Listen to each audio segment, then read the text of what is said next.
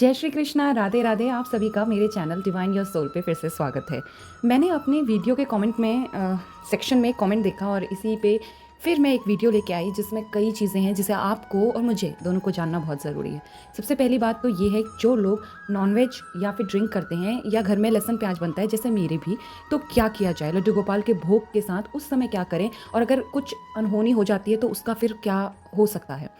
तो dear friends, मैं आपको बताती हूँ कि अगर मैं लहसुन प्याज अगर मैं बना रही हूँ और पूरे दिन भर में मेरा लहसुन प्याज बन रहा है, तो मैंने एक समय निर्धारित किया हुआ है रात का, जिसमें मैं लहसुन प्याज का भोग नहीं बनाती हूँ, क्योंकि मेरे हस्बैंड अंडरस्टैंडिंग है तो वो चीज़ों को समझ जाते हैं। इसमें मैं दाल चावल जो भी भगवान के लिए बना रही हूँ वो सब बिना लहसुन प्याज का बनता है। हम सब वही ग्रहण करते हैं और प्रभु भी उनके भोग में वही जाता है।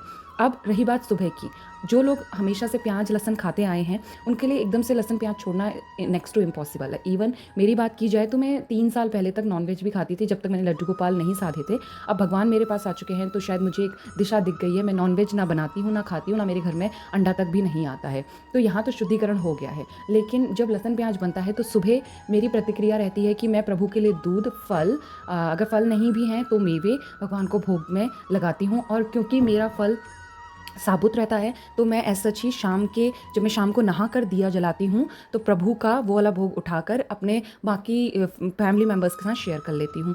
और भगवान का जो ये रात्रि का भोग बनता है वो लहसुन प्याज के बिना बनता है।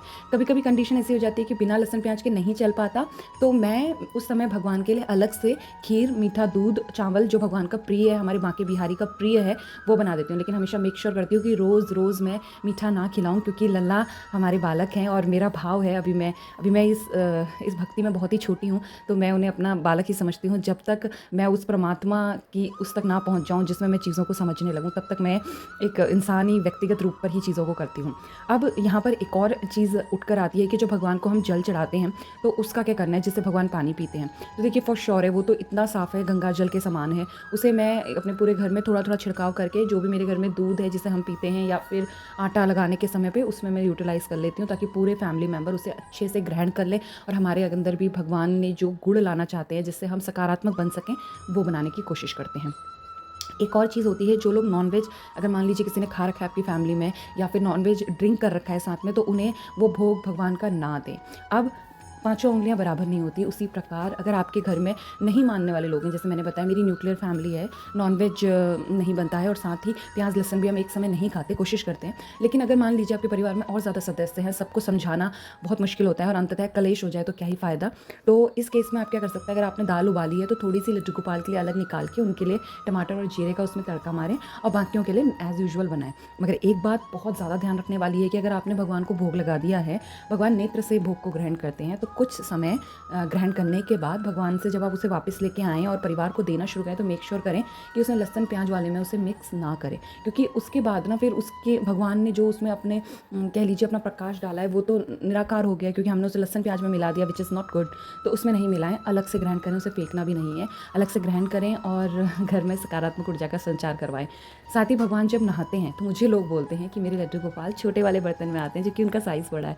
हाँ, ऐसा है, क्योंकि मैं गोवा में रहती हूँ और मेरे पास बहुत सारा सामान यहाँ पर है भी बट नहीं भी है, क्योंकि मेरी एक और गृहस्थी है, मेरी इन-लॉ जहाँ पे रहती हैं रुद्रपुर में, और हर चीज़ ना दोनों तरफ मुझे ही मैनेज करनी है। तो मैं थोड़ा लल्ला से रिक्वेस्ट कर लेती हूँ कि प्रभु आप मेरे साथ एडजस्ट कीजिए, और मुझे नहीं लगता है कि मेरे भगवान कभी इस चीज़ के लिए मना करेंगे, क्योंकि सब कुछ तो उन्हीं का दिया हुआ है। जिस दिन और ज़्यादा आ जाएगा सब उनको अर्पण।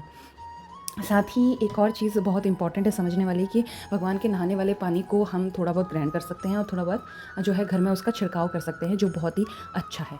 बस यहाँ पर कुछ कुछ चीज़ों का हमें ध्यान रखना है, जैसे बृहस्पतिवार, और बृहस्पतिवार के दिन भगवान को केले नहीं चढ़ाने, भगवान को रविवार के दिन तुलसी का पत्ता तोड़कर नहीं चढ़ाना, भगवान को कोई भी ऐसी चीज़ नहीं देनी जो भगवान ना ग्रहण करें या एक छोटे बच्चे के लिए हानिकारक हो सकती है।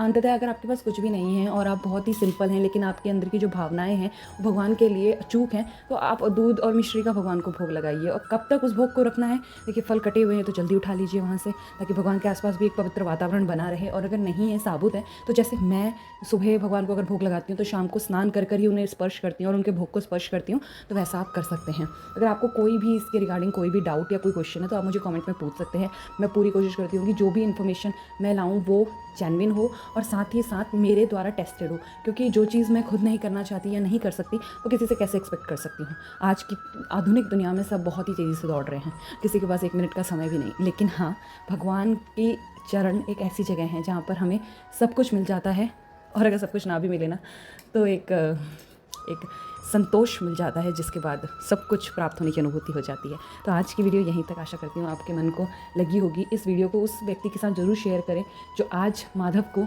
अलर्ट गोपाल के रूप में पूजना चाहता है और हिचकिचा रहा है। हिचकिचाने की ज़रूरत नहीं है, आज ही का दिन है जहाँ से आप शुरू कर सकते हैं। शायद मेरी वीडियो ही आपको माइंड मोड मोटिवेट कर दे, क्योंकि मेरे जैसा टेक्निकल इंसान भी अगर राधे राधे में पढ़ सकता है, हाँ अभी भी टीचिंग जॉब करते हुए, बच्चे को संभालते हुए, परिवार को देखते हुए, डिफेंस पर्सन की वाइफ होते हुए, तो आप भी कर सकते हैं। कोई भी कर सकता है। छोटी सी मूर्ति से ही शुरू कीजिए और आप देखेंगे भगवान के चमत्कार अनंत है। सो राधे राधे, और don't forget to subscribe the channel for more. Take care.